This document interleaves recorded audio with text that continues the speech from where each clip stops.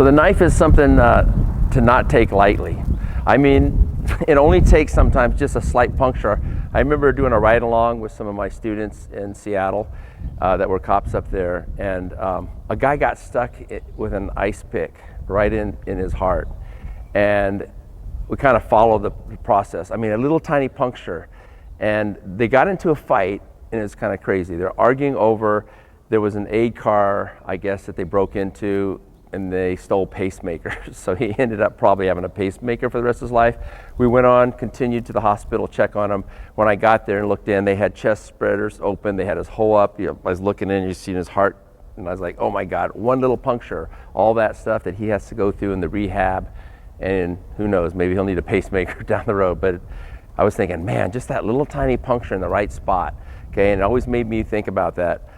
Not something I really want to get into, and if I do, I really need to know some good knife skills to deal with that. All right, so let me bring Colin in. So what we're going to do is we're going to stay at long range first, okay?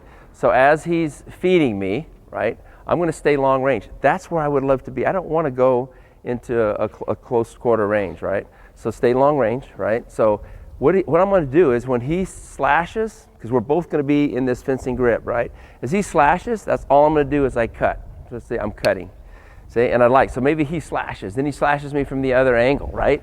Okay, just do it like that, not the one. And he comes up, then I might slash here. I want to stay in long range, so I might stay here like this, and then I might thrust and get out of the way. I don't really want to come in and start getting into here because it's a little too dangerous, right? And I'm taking a chance. So we're going to do long range first. So if you remember, we did long range stick drills. It's the same kind of thing. Now I always tell my student, it's not a Harry Potter wand, so you're not going to go like this, and it's not a candle, so you're not going to hold it like this. You're always going to keep the blade pointed to your opponent as you're doing your exercises. But people tend to want to do this, or they're doing this, when putting their hand. I said, you're just cutting your hand right there. So be aware. Think of it as a gun. Same thing. You're not going to go. You're not going to be holding your gun like this, your pistol in range, right? You're going to be, down range. Same thing with a knife. Think of this. Treat it like that. So the progression is. Generally do a wooden knife before you get into the metal, but metal is important because you need to get used to that shiny feel because this makes it more real, and he sees that. And then the next phase, you might want to go a real knife. That's a possibility, but probably it's not a good idea for, keeping students, right? So he's going to feed me that one, and you see that's all I'm doing is I'm slashing, and I'm just slashing right here, right? Now we're going to use the LeMayco system that I just taught you. So then when he comes up to the 2, I'm cutting back here, right? Then the 3, I cut here.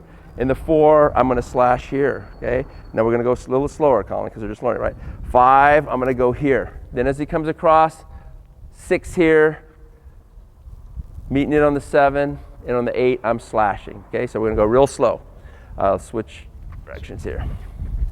Okay, so as he feeds, 1, right, slashing. 2, I'm slashing. 3, notice I'm just meeting the inside, slashing. 4, slash. 5, slash. 6, slash. 7, I slash. And 8, okay? Very easy, not too difficult, right? All right, so the next one, we get into using the gunting. So switch sides again. All right, so if you recall in the gunting, we did that with the stick. Remember how we did the scissor motion. It was like this and like this, the scissor motion, just like this. So we're going to start with just the first angle first, number 1. So because I'm in intermediate range now. So remember, intermediate is where I can kind of touch the hand. Long range, I couldn't reach the hand. This is where I would like to be. But maybe I end up now, maybe he steps in on me, he's a little closer, so now I'm in intermediate range, right? So what I'm doing is as I cut, I'm passing it. So we're just going to drill that nice and slow, okay? Come back at an angle, nice number 1, just to practice with in the beginning. Number 1, right? Number 1, just like that. So you're just going to work it, meeting and passing, meeting and passing. Okay, then he's going to come up to the 2 line. So as I cut, I'm passing this way. And the nice thing about that, it controls, rather than him just go back to number 1, rather than just going like this, I can't control where he's going to go with that knife. What I've done is directed it. See, I've directed where that knife is, okay? And that's the nice thing about the gunting. So I go 1, and then 2, palm up, because I don't want to give the back here, because if he cuts me here, this is where, you know, I have my blood system here. So I want to give him the back of the hand. Okay, so as a 2, I come up here like this. So now we're just going to go work the 2 by itself. Get used to doing that, right? Picking up that 2, nice and slow, coming back as you start. Okay, now we're going to go from the 1 to 2. So he goes 1, and then I work the 2. 1, and I work the 2, just like that. 1, 2. Once you have the 1 to 2, then we'll bring the 3 angle. So the 3 angle is slashing up in this direction, right? So I'm just going to take it like this and work the 3 by itself. I said, just work it slow so you get nice mechanics. All right? Good. Now that you got it down, let's switch sides again. Okay, now you got it down. You can go a little bit faster. So he feeds the number 1, then he comes to the 2, and I pick up the 3. And again, we go 1, 2, 3. Now he goes a little faster. I go 1, 2, and 3. Faster. 1, 2, and 3. Again, 1, 2, and 3. I'm going to stay in that intermediate range, right? Okay, the last one is different now. If he picks up the 4 on me like that and just picks it up like you normally would, like I just taught you, right? Yes, and he tries to go and goon-ting it. Okay, goon-ting it, yes, right? See what happens, right?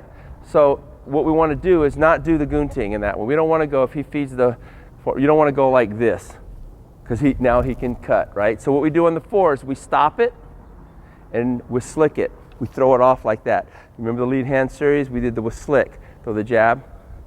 Was that throw out motion? So when I stop, I will slick it out. See that? I'm with slicking it. That way I don't take the chance on that. I do that on the number 4 and the number 8. All right, so he feeds number 1. We go number 2, number 3, number 4. I stop and I will slick. Okay, number 1, number 2, number 3, number 4, stop and with slick.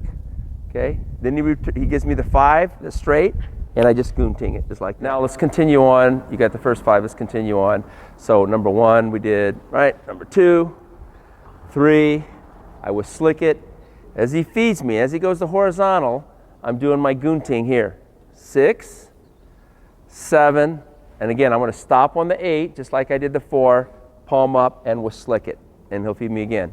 Number 1, number 2, number 3, number 4, number 5, number 6, number 7, stop, we'll slick on the 8. All right, so let's just switch sides. All right. Number 1, number 2, number 3, number 4, number 5, number 6, number 7, and number 8. And then I would feed him and he would run through this series on that. So that's the first one. Now, we'll continue on later. You'll do reverse grip. And of course, we got to get into Palasut drill with this that we do. We do a lot of different drills with the knife. But this is a very basic one. And let's just move in on to knife tapping.